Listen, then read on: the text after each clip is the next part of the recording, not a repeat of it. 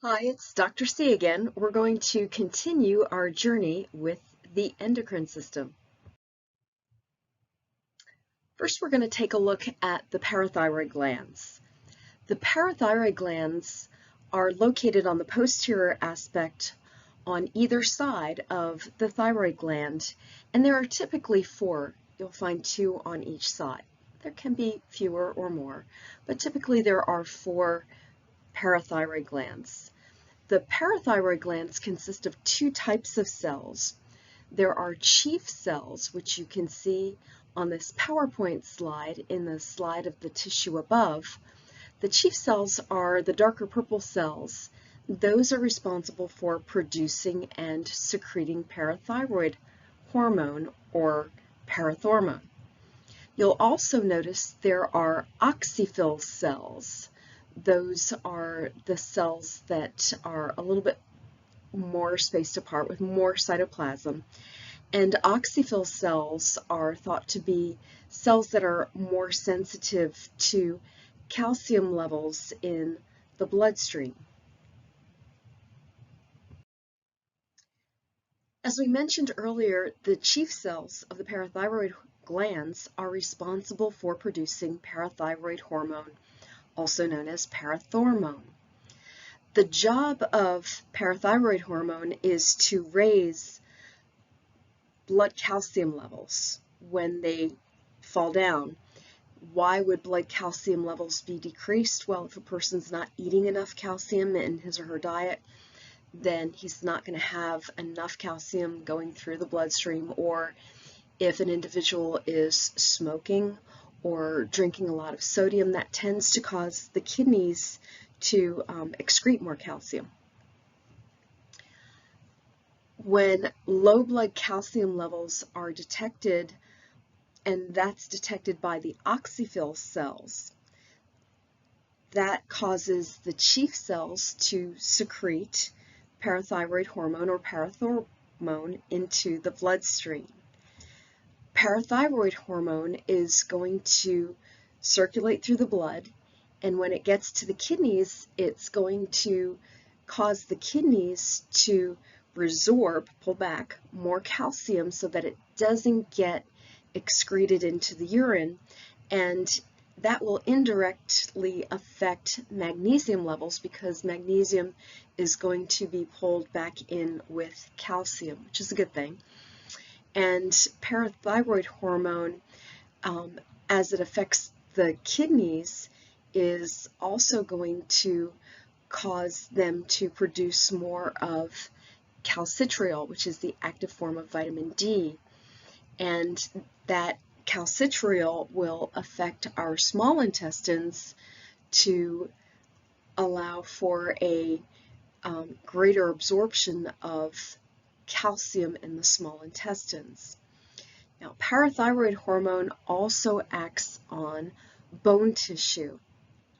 It stimulates osteoclasts to break down bone tissue, and as bone mineral is broken down, remember that calcium is stored in our bones in a molecule known as hydroxyapatite, which is a combination of calcium and phosphorus.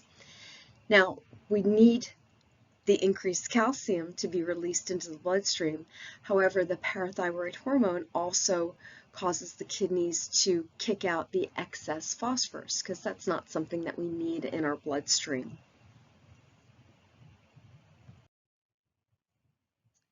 Now, in some instances, if we have too much parathyroid hormone being released into the bloodstream, that overproduction of parathyroid hormone is a condition known as hyperparathyroidism. It can be caused by tumors, parathyroid tumors. And so with too much parathyroid hormone in the bloodstream, that is going to cause an excessive calcium resorption from bone tissue. And so we see low bone density, we see nervous system issues because Too much calcium can also be a problem in terms of the nervous system and as far as the muscular system. And sometimes we see excessive calcium deposits because now we've got all this calcium flowing in the bloodstream. Now it can affect other tissues. We can have calcium being deposited in blood vessels. So in this particular slide, you'll notice that we see areas of bone where we have an excessive loss of bone density. In the skull, they actually call this a salt and pepper skull because the bone density in the skull looks as if somebody sprinkled salt and pepper over the skull, and then you can see other spots in the hands where we have areas of osteoporosis occurring because the bone density is being lost so dramatically. Now, if you'll notice that in this slide on the picture on the upper right hand side, normally when parathyroid hormone is released normally, the increased levels of calcium in the bloodstream by the increase of calcium resorption in the intestines, calcium resorption in the kidneys, and active calcitriol being made by the kidneys. Normally that increased level of calcium flowing through the bloodstream will turn off the chief cells in the parathyroid glands by way of negative feedback. You'll remember that negative feedback is the most common type of feedback to help monitor changes in the body. So normally that's how that would work. In a disorder such as hyperparathyroidism, that doesn't get shut off as it normally would because the parathyroid glands just keep kicking out parathyroid hormone.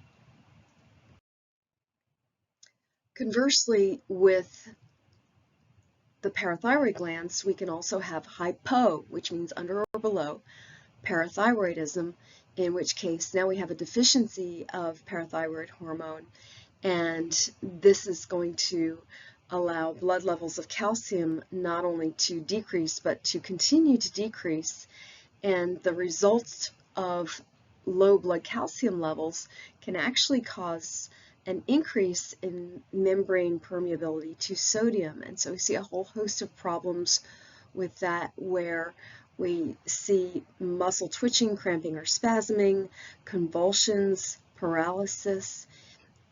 Blood clotting will not work the way it's supposed to.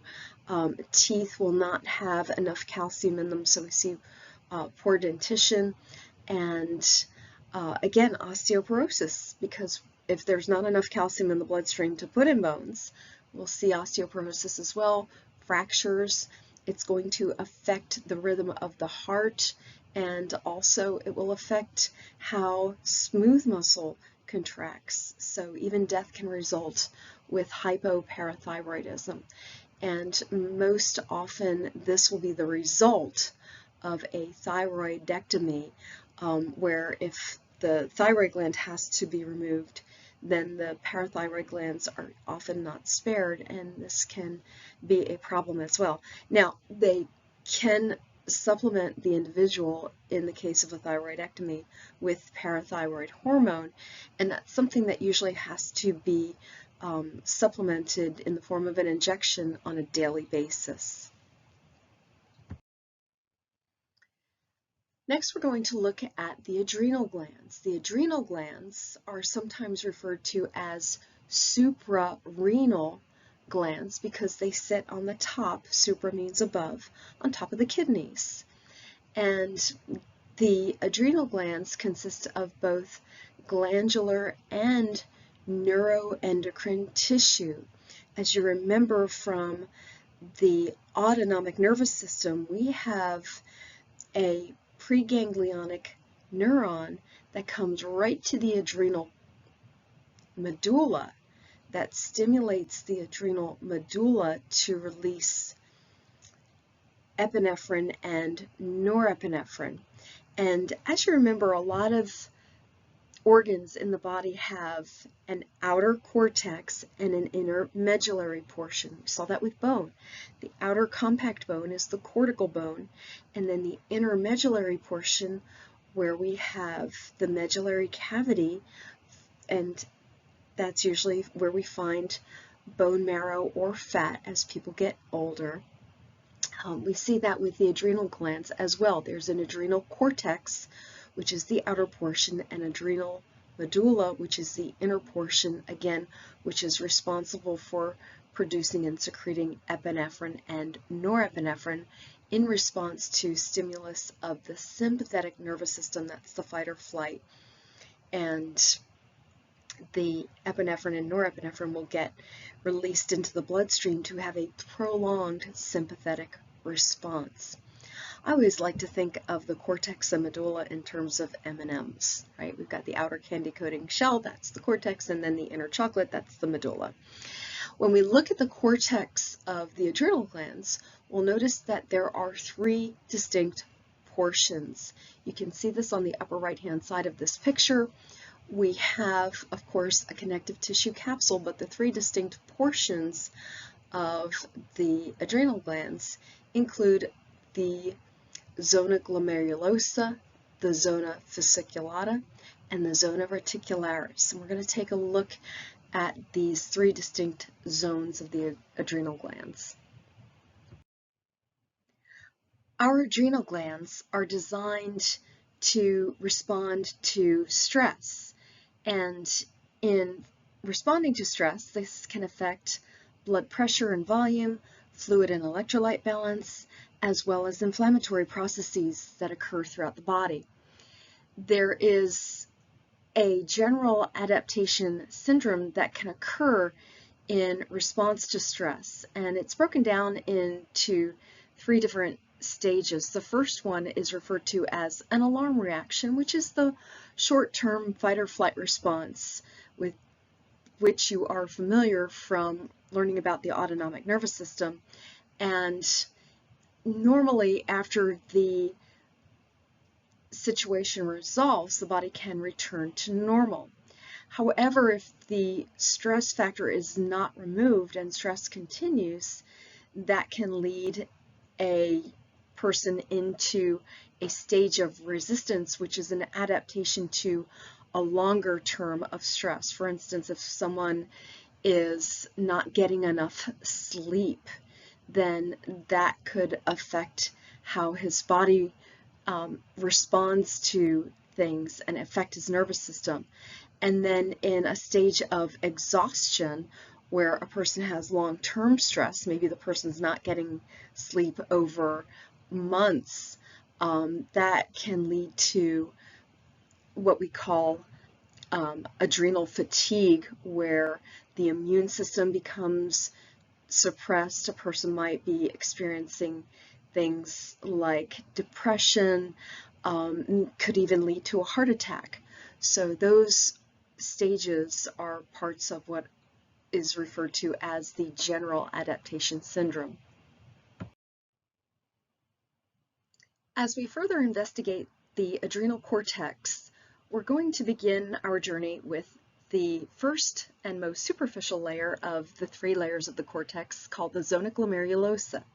This layer is just deep to the connective tissue capsule surrounding the adrenal gland.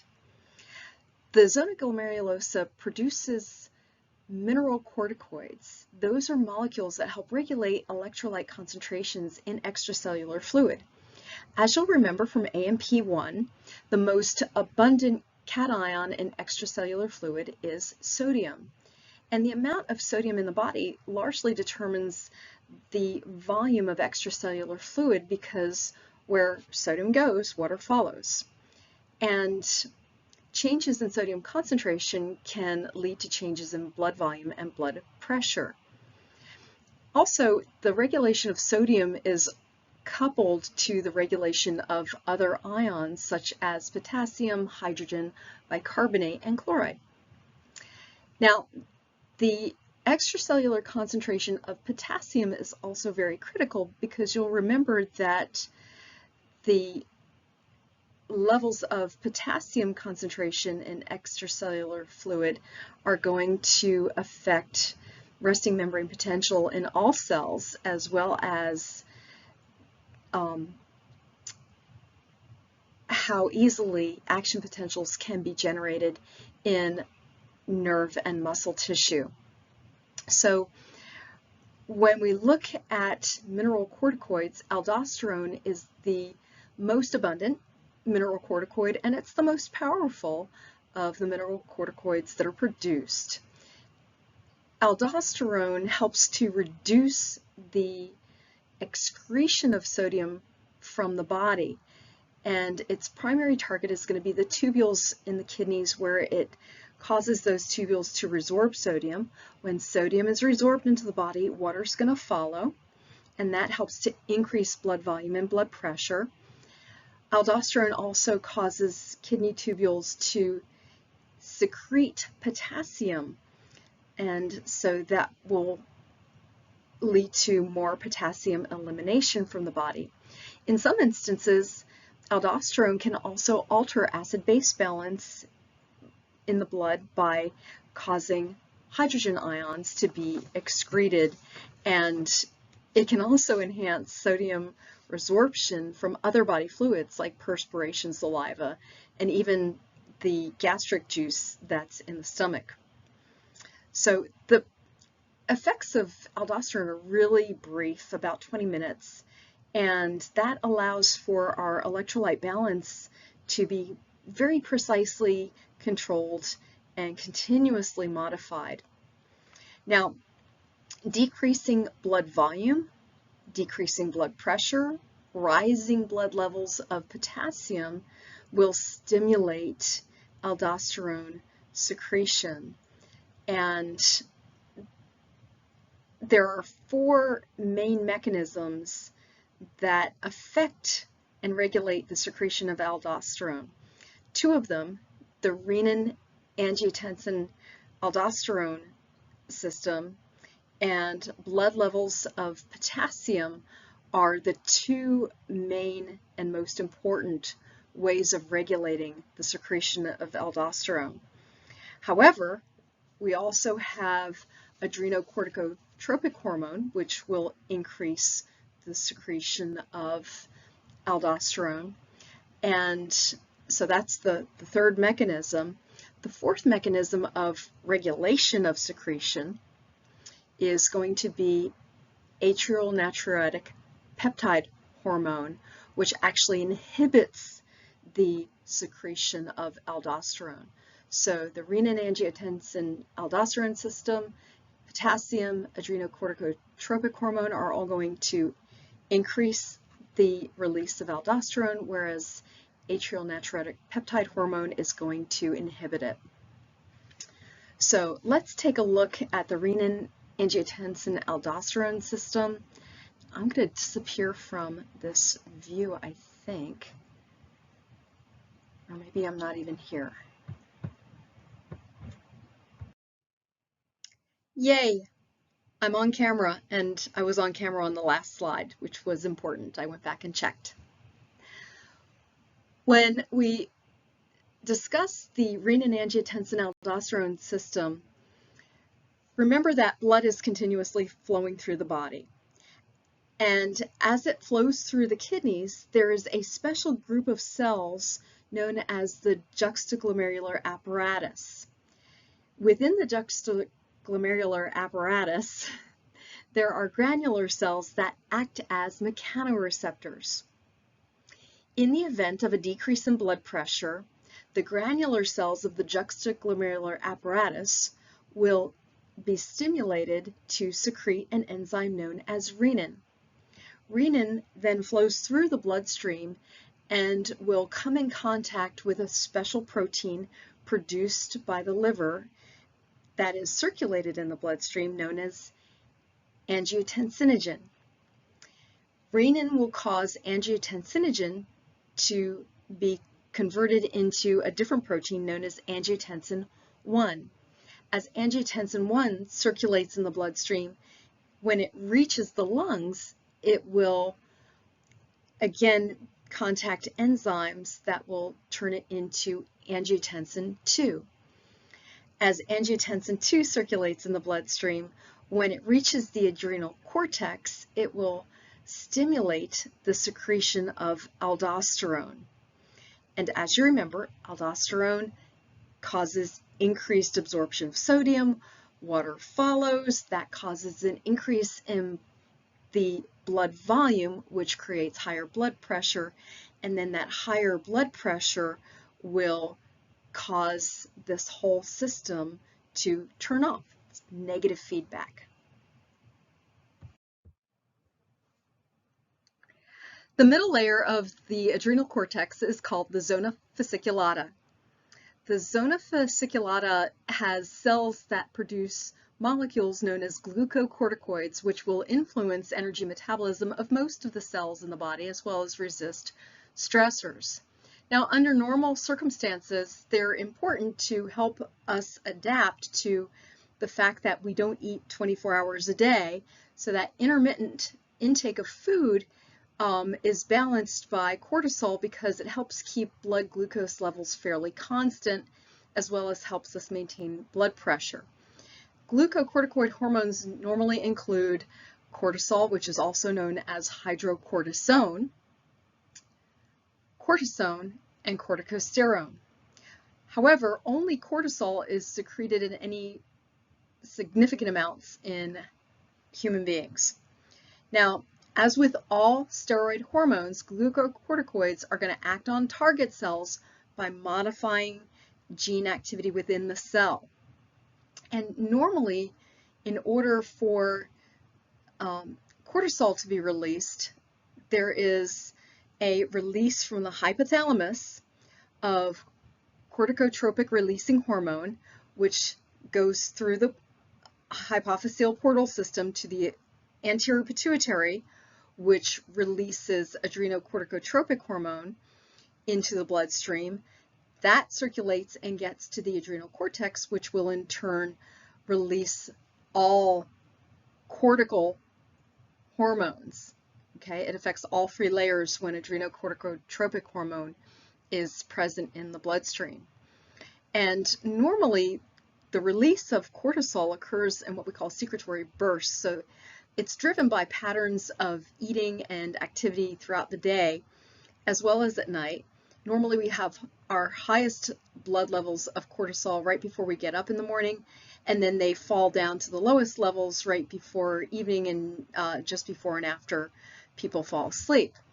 Now, there are different stressors that can occur that will interrupt that normal rhythm of cortisol release, and those stressors will allow the central nervous system, remember it starts at the hypothalamus, to override the normal inhibitory effects, because once cortisol is going through the bloodstream, it's going to circulate back to the anterior pituitary, it shuts that off, goes back to the hypothalamus, shuts that off.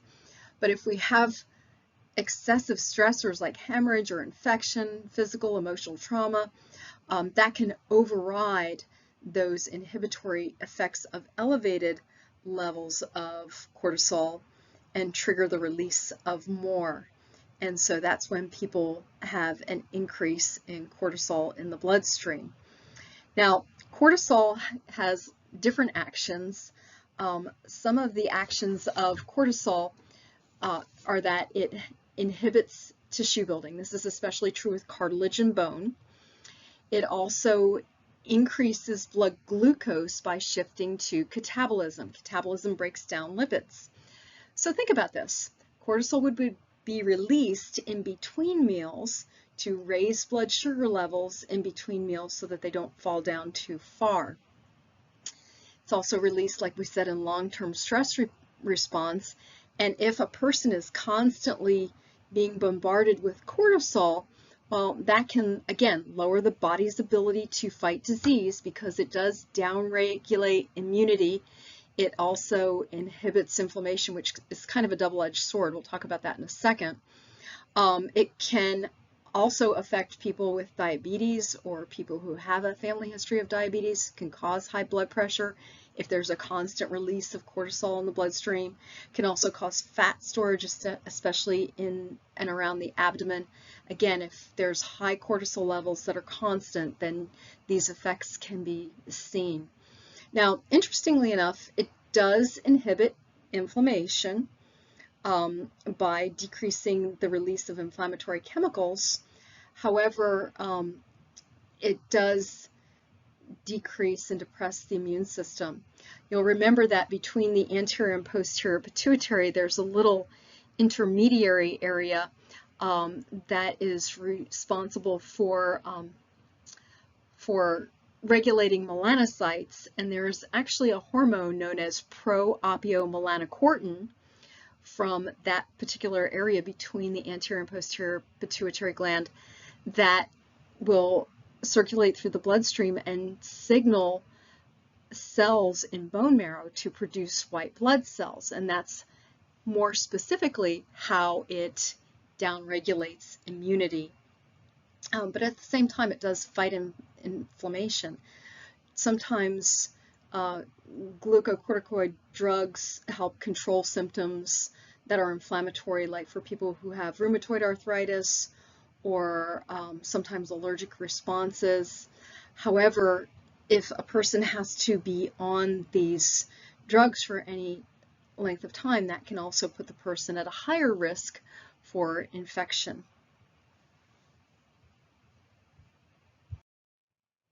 The zona reticularis is the deepest of the three layers of the adrenal cortex and produces weak gonadocorticoids known as androgens, which are male sex hormones.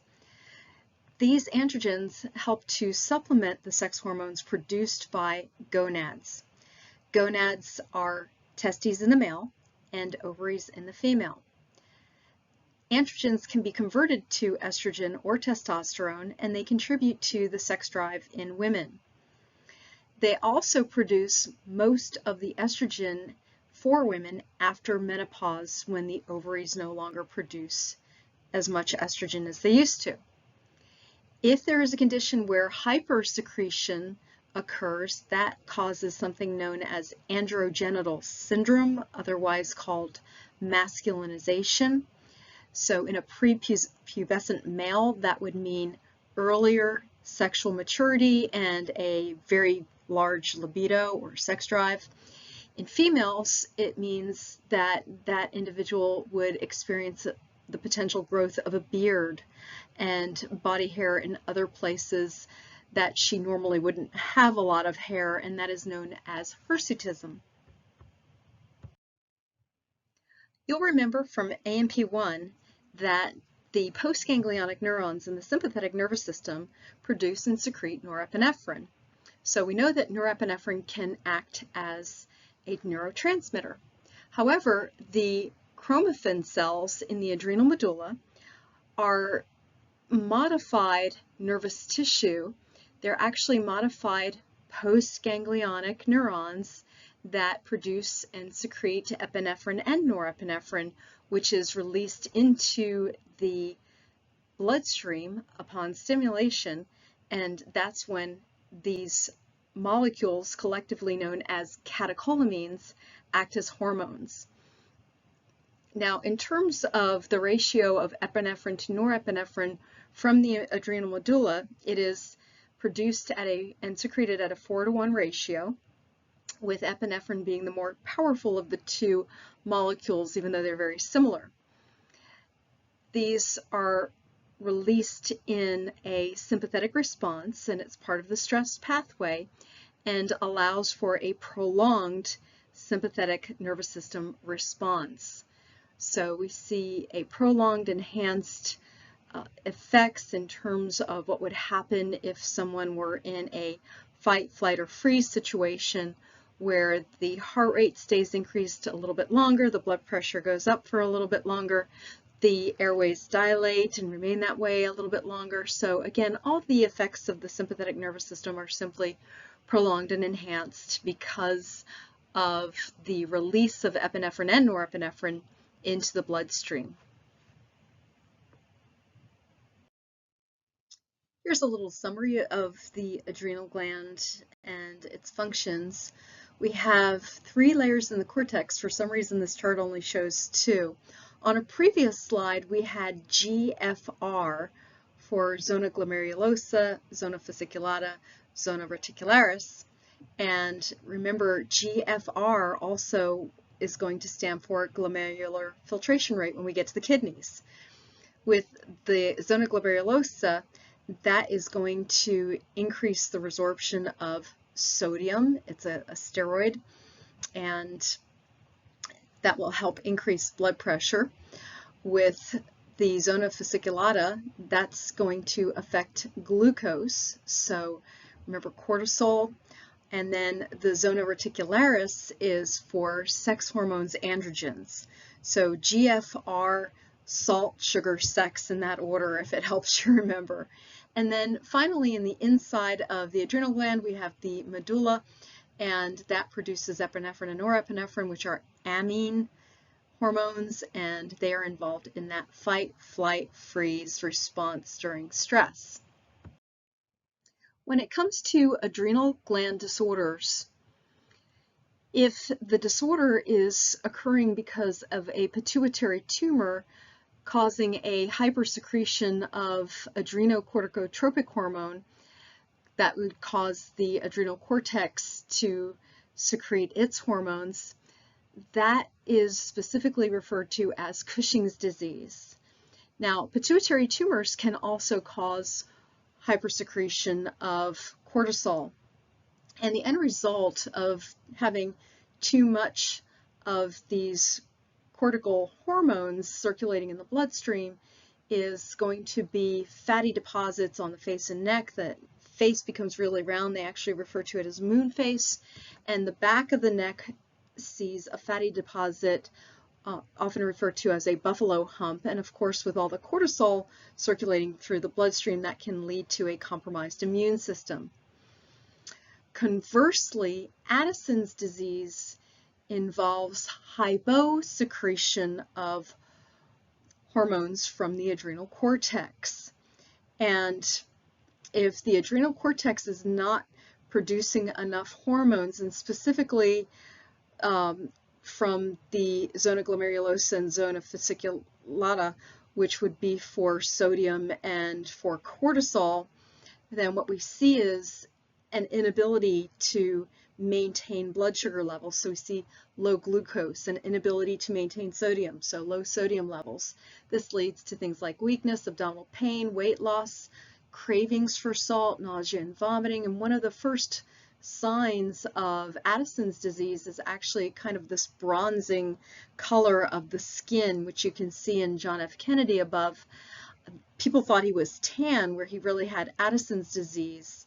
And what happens is, since there's no cortical hormones being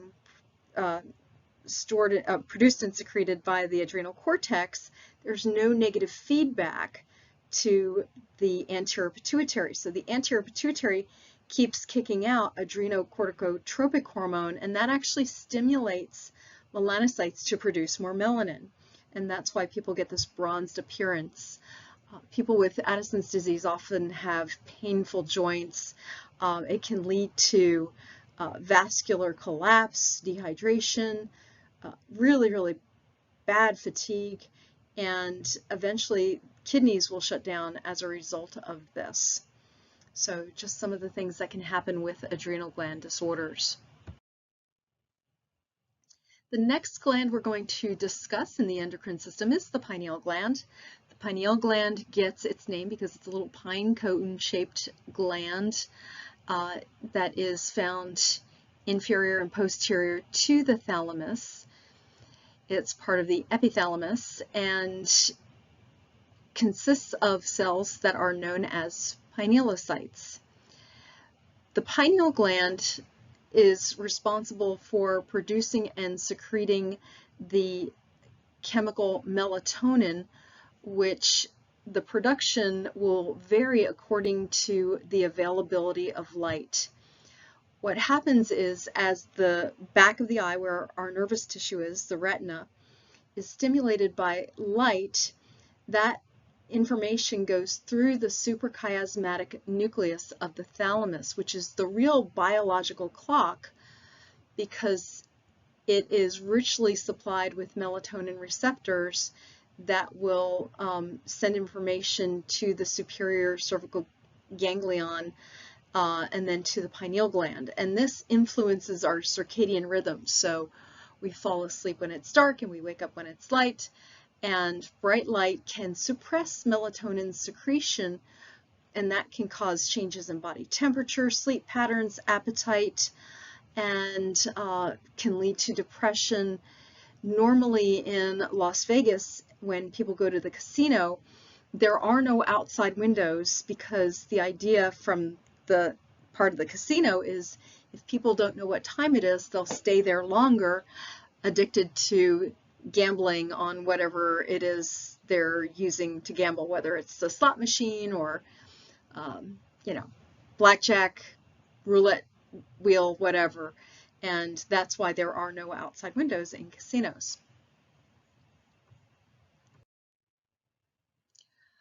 We said before that testes and ovaries are referred to as gonads. Testes produce a hormone known as testosterone, which is going to begin the maturation of male reproductive organs during puberty, and will also be responsible for developing secondary sex characteristics in men, such as a deeper voice, body hair in the axilla around the genitals, increased muscle mass. And this is also necessary for sperm production and maintenance, and it also helps to maintain organs in their mature state. Now, testosterone is just one of two hormones produced by the testes. The testes produce another hormone known as inhibin.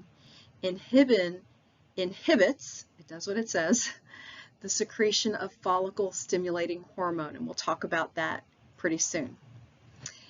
In females, we have gonads referred to as ovaries, and ovaries are going to produce estrogen. Estrogens include, and on this slide it's kind of funny because the names of the estrogens are next to the ovaries instead of under estrogens, but estrogens include estradiol, estriol, and estrone, and these different estrogens help to initiate, again, the maturation of female reproductive organs during puberty, secondary sex characteristics such as increase in adipose tissue in the breasts, the ability to become pregnant, menstrual cycle regulation. Another hormone produced by the ovaries is progesterone, which also promotes breast development in concert with estrogen, helps to regulate menstrual cycles, and helps in pregnancy, in preparation for pregnancy and maintenance of a pregnancy. The ovaries also produce the hormone inhibin, which will inhibit the secretion of follicle-stimulating hormone.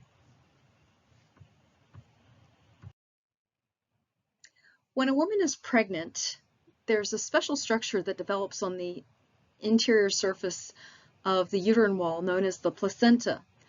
This structure helps to supply oxygen and nutrients and get rid of waste and carbon dioxide, helps to produce estrogen, progesterone, and another hormone known as human chorionic gonadotropin. Now, human chorionic gonadotropin helps promote the production of progesterone and also reduces the mother's immune response in order to protect the developing fetus from immune rejection. Now, the placenta also will produce and secrete another type of hormone known as human placental lactogen, which plays a role in preparing breast tissue for lactation. It produces a hormone called relaxin, which is thought to help soften and widen ligaments of the pelvic cavity in order for the preparation of childbirth, which is why a lot of women, when they're late term pregnant, will have this kind of waddling walk because those ligaments are experiencing the effects of the hormone relaxin. The pancreas is located posterior to the stomach and towards the bottom half of the posterior surface of the stomach. This organ has both endocrine and exocrine functions. You'll notice in this picture there are green tubules that lead to the intestines, and that's where digestive enzymes are secreted, and that's part of the exocrine function. You'll also notice that inside the pancreas, attached to those tubules, are special groups of acinar cells that will secrete those digestive enzymes to travel through the tubules into the intestines.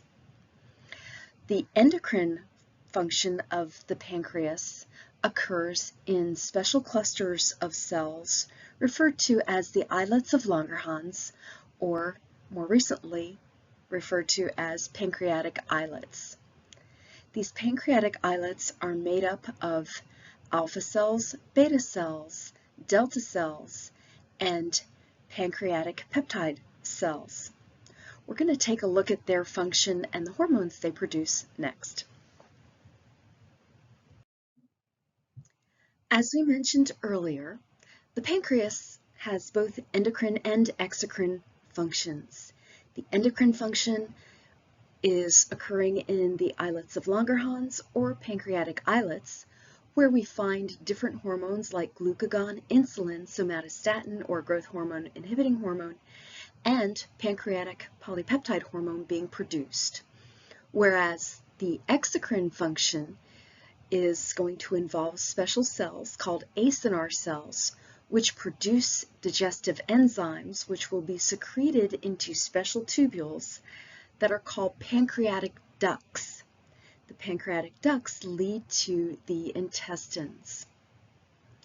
When we look more closely at the pancreatic islets, we notice the different types of cells within those islets.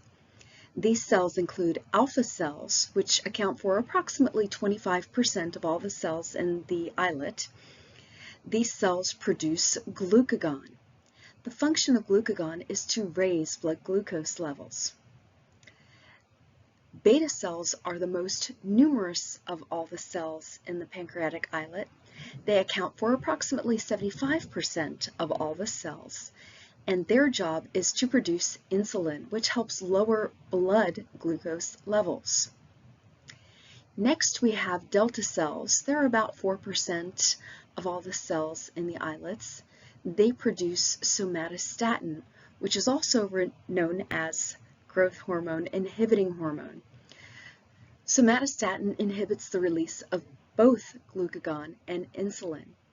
You may recall that somatostatin is also produced and secreted by the hypothalamus.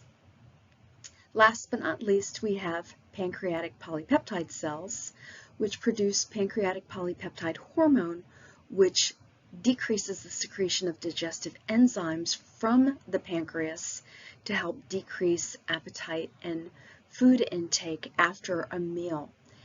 This hormone also helps to regulate gastrointestinal movement and is sometimes also released after fasting.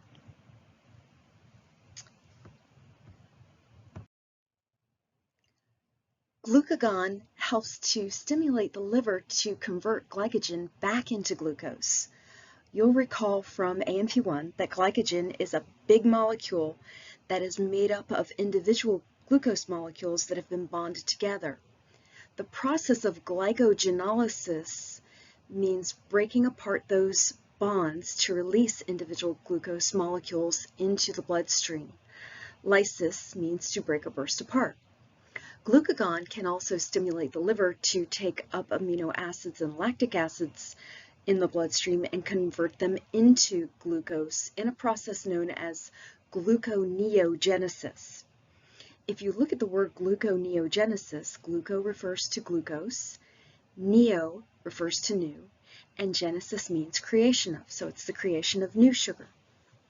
Glucagon can also facilitate the process of lipolysis, which is breaking down triglycerides. And in that process, the glycerol molecule will go to the liver where it will be converted into glucose. Again, that is also another process of gluconeogenesis. Insulin, on the other hand, is going to involve insulin receptors to help bring glucose into target cells. Now, we find glucose receptors, actually, even though this slide says muscle and liver, the main targets for insulin are actually muscle and adipocytes, which are fat cells. And the brain, the liver, the kidneys, and the lining of the small intestines actually don't have any insulin receptors on the surface of their cell membranes. And they don't require insulin for glucose uptake. Although all other cells in the body do have insulin receptors and require those receptors in order to get insulin into them for energy. Now, the liver is going to use insulin to convert excess glucose into fat. So that's why they have that on this particular slide. Insulin inhibits the process of glycogenolysis and gluconeogenesis. Insulin also stimulates the uptake of amino acids and the process of protein synthesis in muscle, and it also acts to help the development of neurons and also is involved in the behavior of food intake and learning and memory.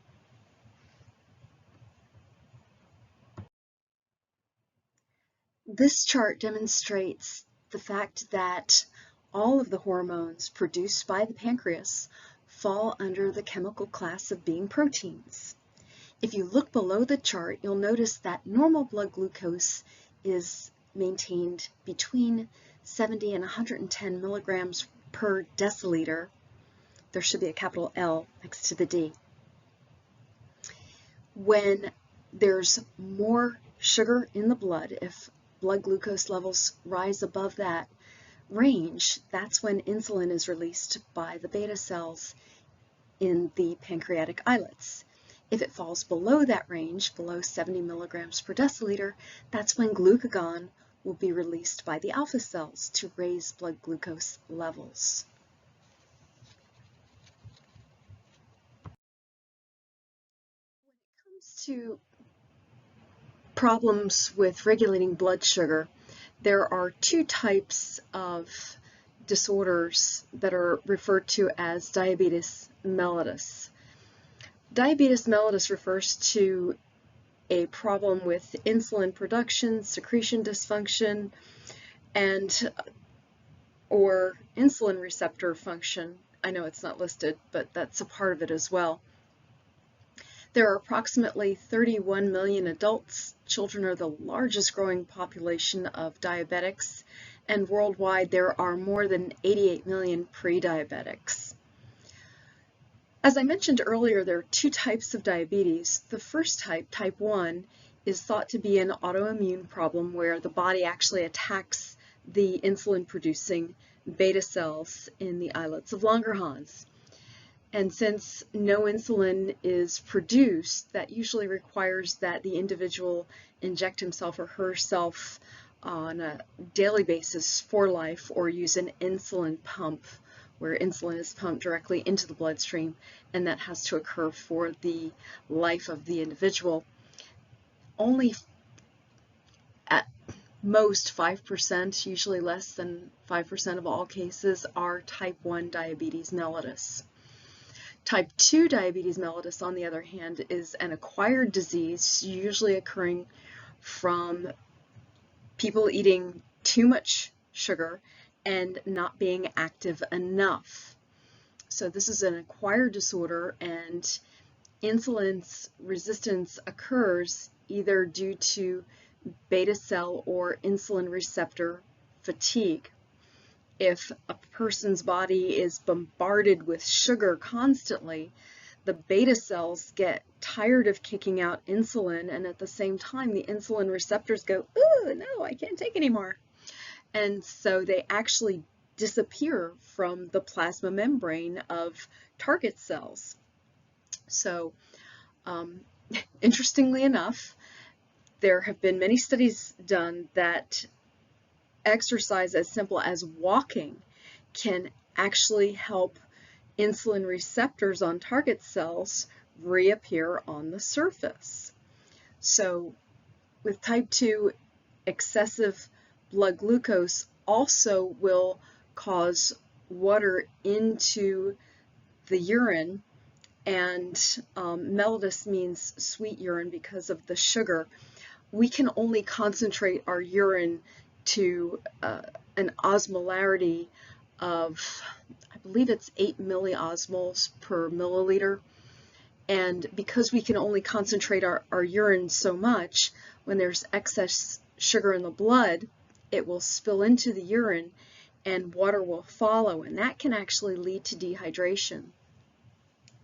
Now, diabetic ketoacidosis occurs and can be a life-threatening complication of diabetes when the body doesn't have enough insulin to allow blood sugar to enter into the cells for energy.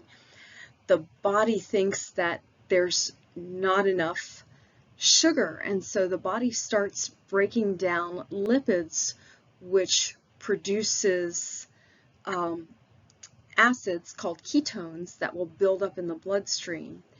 And so that's the liver using an alternative pathway. It's breaking down lipids to make sugar because it doesn't think there's enough sugar, simply because the sugar can't go from the bloodstream into the cells.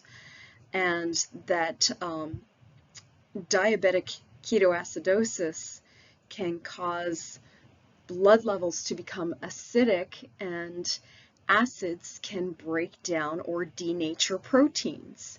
And that's why diabetic ketoacidosis is a real big problem.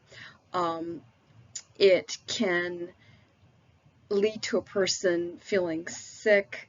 If left untreated, diabetic ketoacidosis can actually require people to go into the hospital because it can disrupt the activity of the heart, disrupt the transport of oxygen. Remember, hemoglobin is a protein, right? Proteins denature. It can depress the nervous system. There are 3 cardinal signs of type 2 diabetes.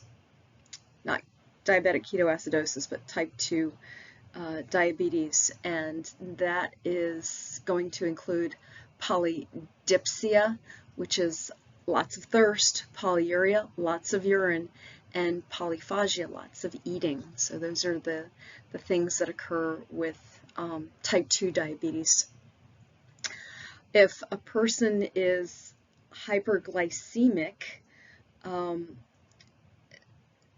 with all the sugar that's in the bloodstream, that can also lead to infection because bacteria likes sugar, and it causes wounds to be slower to heal. With sugar in the blood, it can stick to red blood cells and cause them to not move through the tiniest blood vessels in our body, the capillaries. Remember that capillaries are so tiny you could fit 10 of them in one strand of hair. And then the walls of the blood vessels also get coated with sugar. And so what happens is blood pressure can increase because it's harder to force blood through those vessels, and they can start to burst as a result. And we see microhemorrhages directly in an ophthalmoscopic exam. When a person looks at the back of the eye, the fundus of the eye, you can actually see dot and blot hemorrhages with people who are diabetic. So it really makes it harder for blood to flow in the body, and with the combination of decreased blood flow, lots of sugar, setting up problems with circulation and infection, it's easier to understand how people who have type 2 diabetes really struggle to maintain good health. With type 1 and type 2, one of the complications of taking insulin or having an insulin pump is that if people forget to eat to balance the insulin that they're receiving artificially, because normally the body balances everything really nicely, if they forget to eat or forget to intake calories, then that can lead to things like double vision or a faster pounding heart rate, feeling cranky or becoming aggressive, feeling nervous, having a headache. Sometimes these people might tremble or shake or even experience seizures if low blood sugar levels due to a lot of insulin from a burst through an injection or just getting a pump but not balancing it with an intake of calories. These things can happen. They might be sweating, they might have trouble sleeping.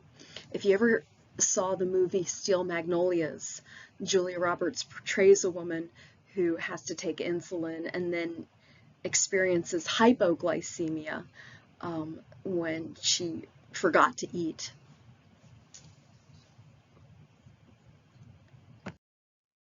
We're going to continue our journey through secondary endocrine organs, including the heart, the gastrointestinal tract, kidneys, and skin. The heart has 4 chambers, 2 upper chambers, 2 lower chambers. The upper chambers are called the atria, and there are special cardiomyocytes within the atria that produce atrial natriuretic peptide hormone, which means they're going to produce salty urine. So when there is an increase in blood volume and an increase in blood pressure, that causes the atria to stretch. And when they stretch, those myocytes are going to release atrial natriuretic peptide hormone, which as it flows through the blood is going to inhibit sodium resorption by the kidney tubules and inhibit the secretion of aldosterone, which also will inhibit sodium resorption.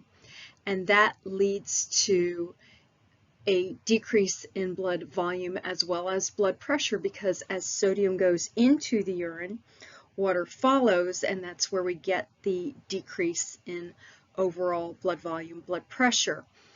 This hormone also has a modest relaxing effect on blood vessels, so it can cause some vasodilation, which would also allow for a decrease in blood pressure. And it is an antagonist to the release of aldosterone by inhibiting the renin-angiotensin-aldosterone system. Within the gastrointestinal tract, specifically in the stomach and small intestines, we can find cells that produce and secrete hormones. In the lower portion of the stomach, known as the pyloric antrum, there are specialized G cells which will produce a hormone called gastrin and secrete that hormone in response to the stomach stretching or distending. When gastrin is secreted, it in turn will signal parietal cells in the stomach to secrete hydrochloric acid. As the level of acid rises in the stomach, that acts as negative feedback to inhibit those G cells from secreting more gastrin. Gastrin, besides helping with the release of hydrochloric acid in the stomach, also causes peristalsis, that squeeze shorten motion, which helps to move food through the intestinal tract. Within the small intestines are cells that produce the hormone cholecystokinin, Cholecystokinin helps inhibit hydrochloric acid secretion as food goes from the stomach into the small intestines. It also enhances another hormone in terms of its effects on the pancreas. So cholecystokinin enhances a hormone known as secretin. And cholecystokinin also causes the pancreas to secrete its digestive enzymes and causes the gallbladder to contract and expel bile.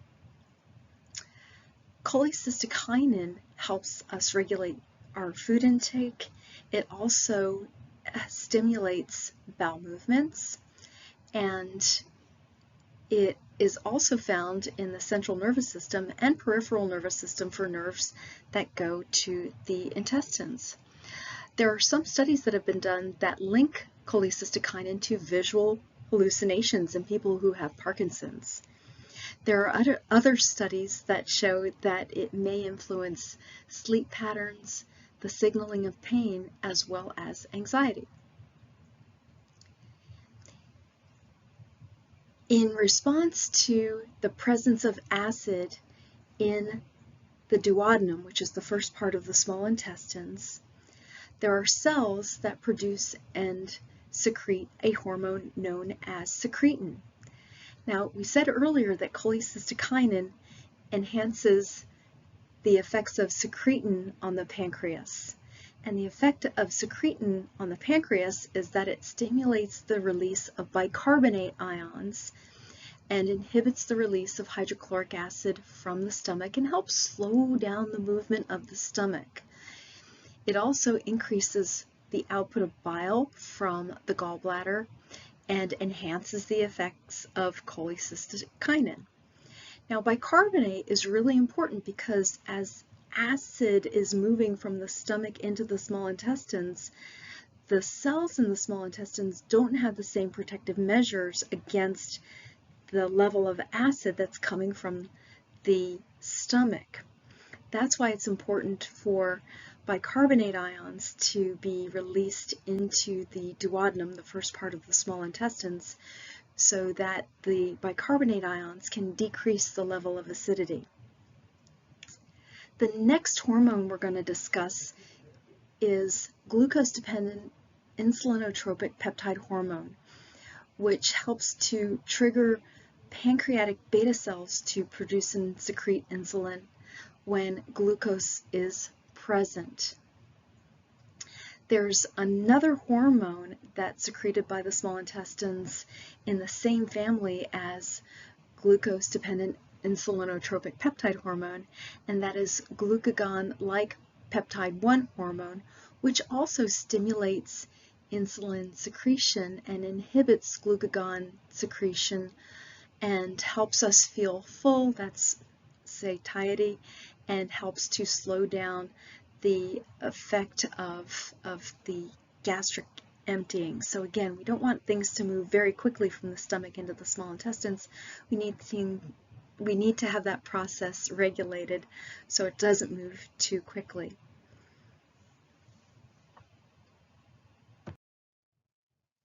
We've already discussed how a decrease in blood pressure or blood flow will cause the kidneys to release the hormone renin as part of the renin-angiotensin-aldosterone system, which causes the release of aldosterone, which will cause the kidney tubules to resorb sodium, water follows, and then we get an increase in blood pressure. So I'm not going to go through that again. I just wanted to remind you that renin is one of those hormones released by the kidneys. Another hormone that's associated with the kidneys is a hormone known as calcitriol. Calcitriol is actually made from the prohormone cholecalciferol, or vitamin D3, in order to enhance calcium levels by absorbing calcium in the intestines. Erythropoietin is a hormone released by the kidneys in response to low blood oxygen levels, and erythropoietin will go to the bone marrow and stimulate the bone marrow to produce more red blood cells.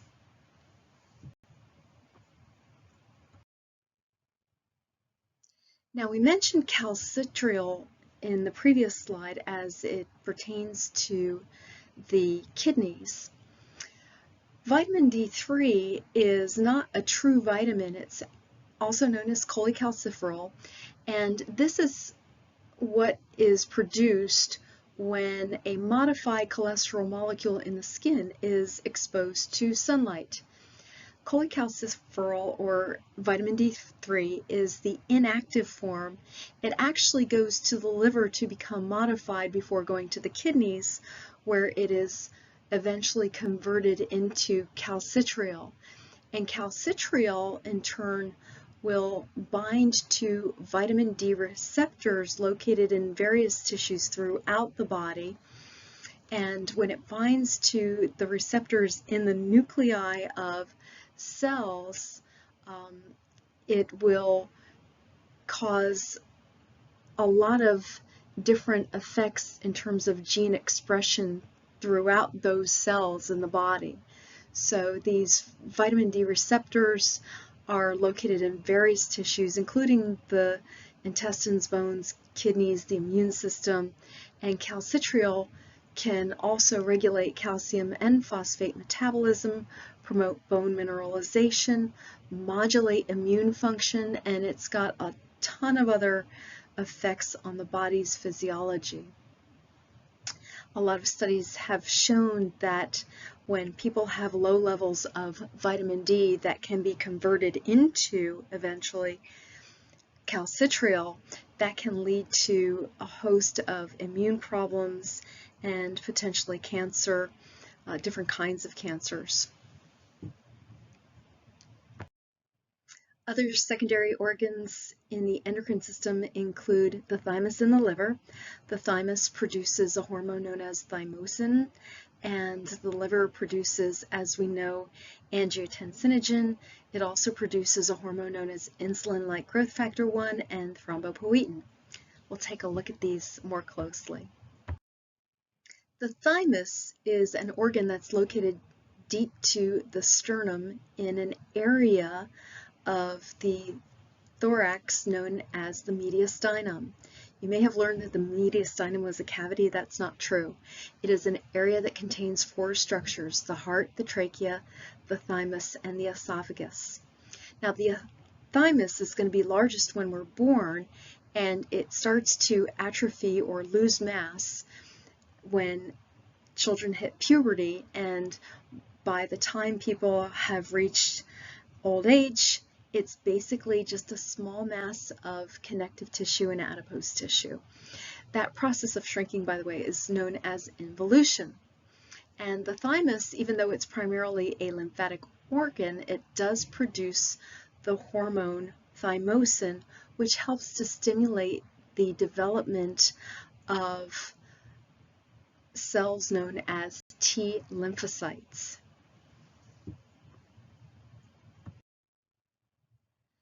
The liver produces insulin-like growth factor, which stimulates body growth on almost every cell in the body. It can also regulate cell development and the synthesis of DNA. We already know that angiotensinogen is part of the renin-angiotensin-aldosterone system. And the liver also produces a hormone called thrombopoietin, which stimulates the production of platelets. Platelets are involved in blood clotting. Platelets, by the way, are actually broken down pieces of cells known as thrombocytes. That's where we get the name thrombopoietin. And by the way, poiesis is production of. So erythropoietin, production of red blood cells; thrombopoietin, production of thrombocytes. In the skeleton, osteocytes are capable of producing and secreting fibroblast growth factor.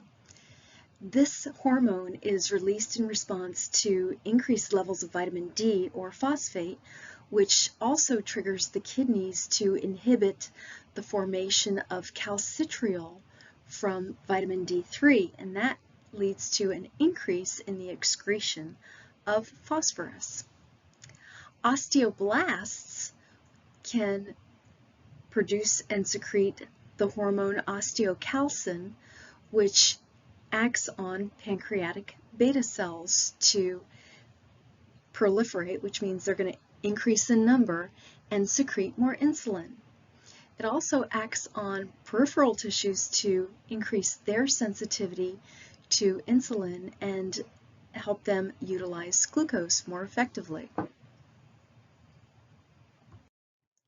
In adipose connective tissue, adipocytes produce and secrete the hormone leptin in response to eating.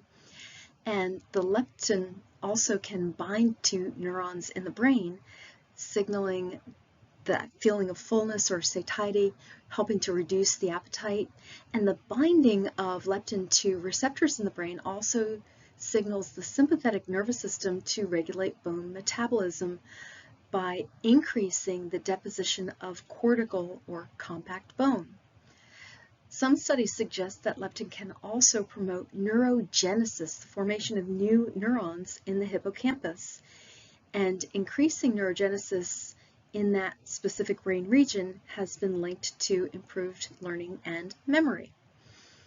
Adipocytes can also produce the hormone adiponectin, which will reduce insulin resistance, thereby protecting blood vessels from things like inflammation and atherosclerosis. Now, in obese people, there are lower levels of adiponectin, and think of it this way, adiponectin helps insulin, whereas adipocytes can also produce the hormone resistin, which acts as an antagonist to insulin. So it makes it harder for insulin to do its job, and higher levels of resistin are often found in obese people. When you think of the word anabolic, as in anabolic steroids, remember that anabolism refers to building. Catabolism means breaking down. Anabolic steroids are used for enhancing performance, and they are synthetic versions of either testosterone or growth hormone. Both hormones will increase muscle mass. However, use of anabolic steroids has been linked to acromegaly, which is that increase in the size of the mandible, hands and feet, and can cause infertility by affecting the gonads. It can also lead to aggressive behavior, cardiovascular disease, and brain cancer.